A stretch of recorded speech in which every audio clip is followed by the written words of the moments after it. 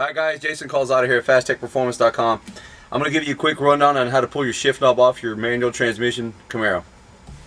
Alright, first things first is we're going to pull the surrounding cover off around the shift knob.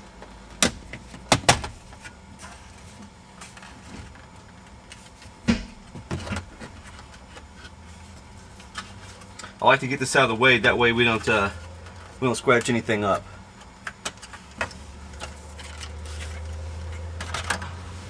Next, I recommend taking a Phillips screwdriver and pulling the 4 screws out around the shift knob. The reason why is it's going to be a little difficult when pulling the shift knob out, and you don't want to rip it up out of the boot.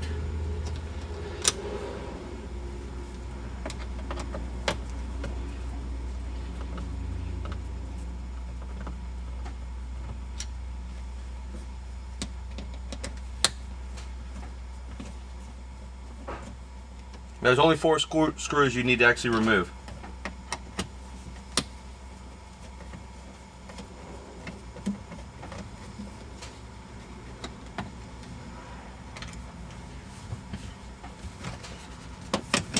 Now, just kind of twist a little bit and pull straight up.